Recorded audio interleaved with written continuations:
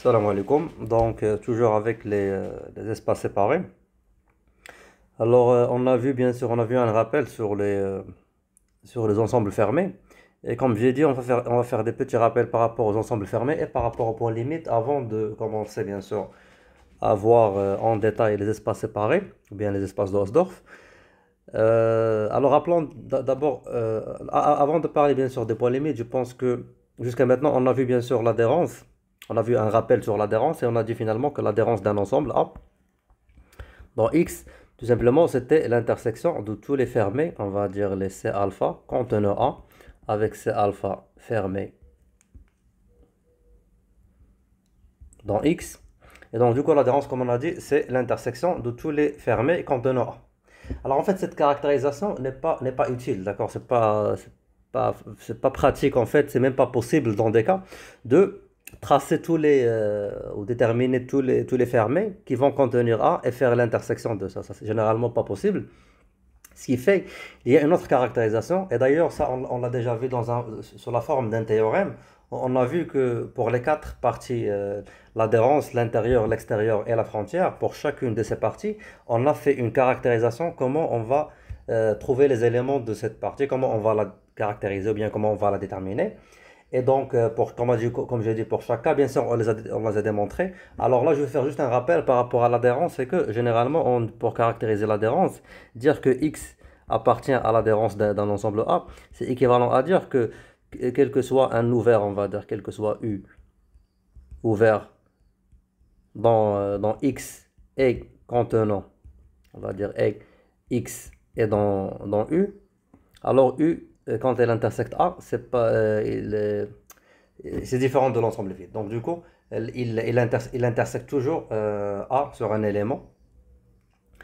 Et ça, bien sûr, comme j'ai dit, c'est pour tous les ouvers U contenant X. Alors justement, les ouvers, quand on dit un ouvert qui contient un X, ça revient à dire que c'est son voisinage. Donc du coup, pour simplifier, généralement, quand on parle d'un ouvert contenant un point X, on dit que c'est un voisinage de X. Donc du coup, je vais reformuler ça et dire que quel que soit V de X, on va dire quel que soit V de X, entre parenthèses, je peux dire que ça, c'est un voisinage de X. Juste un raccourci. Donc à chaque fois, dorénavant, à chaque fois que je crée un V de X, ça veut dire que c'est un voisinage de X. Autrement dit, c'est un ouvert qui contient X. Et là, ce sera le Vx intersection A et non V. Donc du coup, c'est ça la caractérisation de l'adhérence. Donc là, c'est plus simple, d'accord? Donc du coup, pour déterminer l'adhérence, il suffit juste de voir tous les points, bien sûr, qui ont la propriété que tous leurs voisinages, ils vont intersecter A. Alors généralement, bien sûr, le A, il va faire partie de son adhérence. Donc du coup, bien entendu, tous les points de l'ensemble A, ils vont faire partie de l'adhérence. Autrement dit, ils vont toujours, bien sûr, avoir tous leurs voisinages vont intersecter A pour la simple raison que si X est dans A, quand tu fais n'importe quel voisinage de X, quand il va intersecter A, bien sûr, ce ne sera pas l'ensemble vide, car le X, en moins le X, il fait partie, bien sûr, de cette intersection. Parce que, premièrement, c'est un élément de A, et deuxièmement, il fait partie, bien sûr, de son voisinage. Et donc voilà. On va faire quelques exemples. Par exemple, si on considère bien sûr l'espace topologique, c'est le R, avec la topologie usuelle, et je prends A, c'est l'intervalle 0, 1. Donc les zéros ouverts et fermés. Alors l'adhérence de cet ensemble, tout simplement, ce sera le A avec le 0. Donc du coup, ce sera le 0, 1. En fait, pourquoi ce sera le 0, 1? C'est pour la simple raison, bien sûr, que si je prends n'importe quel epsilon supérieur à 0, à chaque fois que je considère le 0 moins epsilon, tout simplement le moins epsilon plus epsilon, bien sûr ceci va intersecter A, ce sera différent dans l'ensemble vide, d'accord? Donc du coup, parce que le epsilon est supérieur à 0, donc du coup, on va dire qu'en moins, d'ailleurs c'est pas, il y a une infinité de points, mais on va dire qu'en moins, l'epsilon sur 2 va faire partie de cette intersection, d'accord?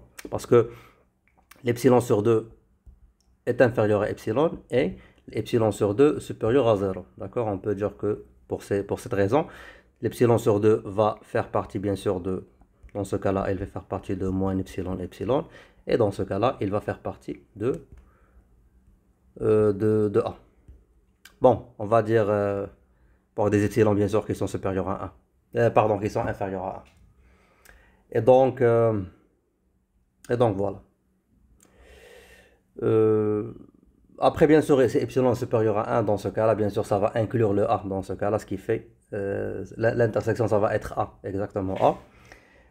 Donc voilà, donc on voit bien que l'adhérence de A dans ce cas-là, c'est le 0,1 avec le 0 qui est inclus dans l'ensemble.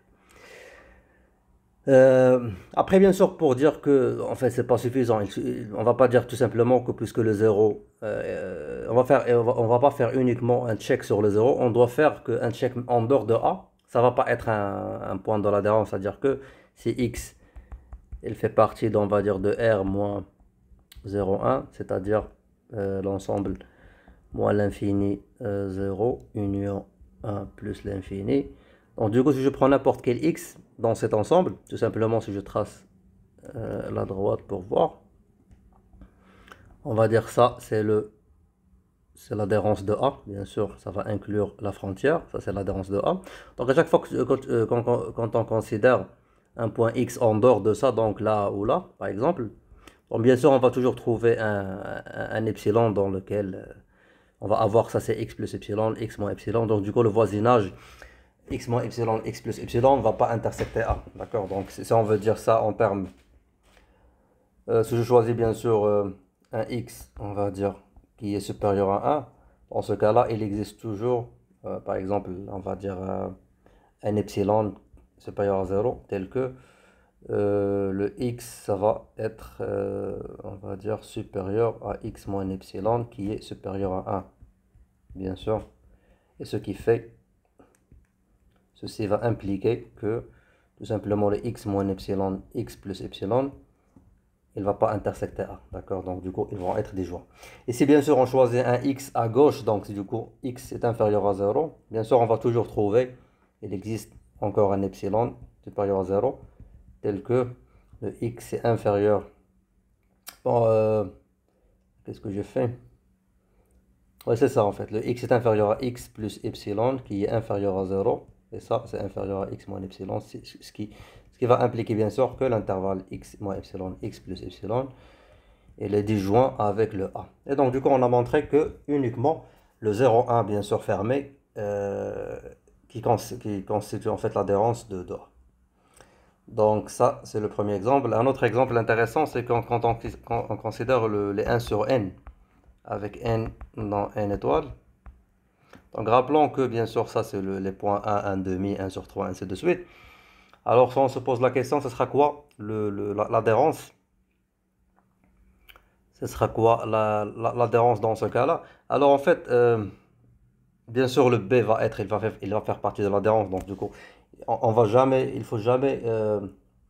on n'est jamais obligé de vérifier que l'ensemble lui-même il fait partie de l'adhérence à chaque fois. Parce qu'on sait très bien que le B, généralement, pour tous les ensembles, il fait partie de son adhérence. D'accord? Et même si tu veux le tracer, tu peux le voir. Parce que quand tu fais l'ensemble, par exemple, là, ça commence par le 1. Ça, on va dire c'est le 0. Donc du coup, le 1, c'est 1 demi. On va dire c'est 1 sur 3. Ainsi de suite. Donc pour chacun, n'importe quel voisinage tu vas prendre autour de ces points, même s'ils sont discrets, c'est-à-dire qu'il y a un espace entre les deux, on va dire, ils vont toujours intersecter n'importe quel voisinage. Donc du coup, même si tu choisis, supposons pour le 1,5, on choisit un voisinage, on va dire qu'il est assez grand quand même, mais on va dire ça c'est le 1,5 moins epsilon. Bon, c'est pas... Ça c'est 1,5 moins epsilon, ça c'est 1,5 plus epsilon. Même dans ce cas-là, on peut voir qu'il y a on va dire, il y a un grand espace qui est vide, mais il va contenir le 1,5. Donc, du coup, quand tu vas faire l'intersection, ça va contenir le 1,5. Donc, du coup, ça sera bien sûr un point d'adhérence. Et comme je l'ai dit, c'est pas la peine de vérifier pour l'ensemble lui-même, il fait toujours partie de son adhérence. Ça, c'est par définition. Et on peut s'intéresser, donc du coup, quand on cherche bien sûr les éléments d'adhérence, on cherche les éléments en dehors de B. Donc du coup, en dehors de B, qu'est-ce qu'il y a? On peut penser d'abord au 0, parce qu'on sait très bien qu'en tant que suite, 1 sur n, il tend vers 0. Donc je peux me poser la question, est-ce que le 0 va être un voisinage? Bien sûr, ça va être un voisinage si c'est déjà c'est la définition, ça vient du fait de la convergence de la suite 1 sur n vers 0. Parce que rappelons, quand on dit 1 sur n tend vers 0, ceci veut dire que quel que soit epsilon supérieur à 0, il existe un n dans n, tel que on a le xn, pardon, le 1 sur n moins 0 est inférieur à epsilon pour tout n supérieur ou égal à n. Ce qui fait, là, tout simplement, ce qu'on est en train de dire, c'est que C'est équivalent à dire que quel que soit n epsilon supérieur à 0, il existe un n dans n tel que dire le n sur n moins 0 c'est inférieur à epsilon, c'est équivalent à dire bien sûr que le n sur n est entre 0 plus epsilon et 0 moins epsilon. C'est ça la valeur absolue. On l'exprime bien sûr en encadrement. Ceci bien sûr c'est équivalent à dire que le 1 sur n, il fait partie de l'intervalle moins epsilon plus epsilon qui est tout simplement un voisinage de 0. Donc du coup, et ça bien sûr pour tous les n qui sont supérieurs à n. Donc pour une infinité de points, on voit bien que le 1 sur n, elle fait partie de moins epsilon plus epsilon, c'est-à-dire que quel que soit n supérieur à n, on a quoi? Euh, on a l'intersection de b avec le... On va dire, on a le 1 sur n, il fait partie de b, parce que 1 sur n, c'est un élément de b, intersection moins epsilon, epsilon. Ce qui fait, ce sera uniquement, mais pas forcément pour un seul, mais ce sera une infinité de points. Ce qui fait, on peut voir bien sûr que le 0, elle fait partie de l'adhérence de b. Et donc, est-ce qu'on peut conjecturer que l'adhérence, ce sera le b, bien sûr, en ajoutant le 0. Donc B union le singleton 0. Et d'ailleurs, c'est le cas parce qu'à chaque fois que tu vas considérer un autre point en dehors de B, en dehors de 0, ça ne va pas être en fait un point de l'adhérence. Pourquoi? Si tu choisis par exemple un X qui fait partie de R moins B union 0, dans ce cas-là, on va dire que X ne va pas s'écrire sur la forme 1 sur N et il n'est pas 0. D'accord? Donc du coup, c'est en trace juste pour le... Bien sûr, on peut revenir pour le... On a déjà fait, je pense. Ouais. Donc, on va faire ce qu'on va faire une copie.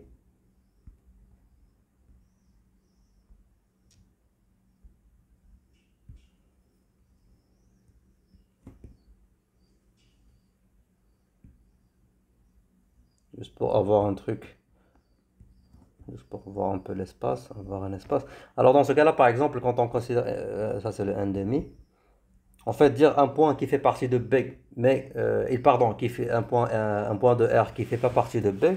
Ce qui fait, ça va être, par exemple, soit c'est tout simplement. Ça va être, on va dire, supérieur à X. Pardon, supérieur à 1. Ou par exemple, inférieur à 1. Oui, il peut être entre 0 et 1, mais il ne va pas être égal à 1 sur n. D'accord? Il va être autre chose. Donc, on peut prendre par exemple un point ici, qui est, on va dire le 1,5, 1 sur 3. Parce que c'est un peu difficile de. On va dire ça, c'est 1 sur 4. Bon, on peut choisir un point, en supposant ça, c'est pas le 1 sur 3, bien sûr. On peut choisir un point ici. Ou tout simplement, pour faire simple, on peut choisir un point entre le 1,5 et le 1. D'accord? Parce que là, je suis sûr de jamais avoir un truc qui est égal à 1 sur n.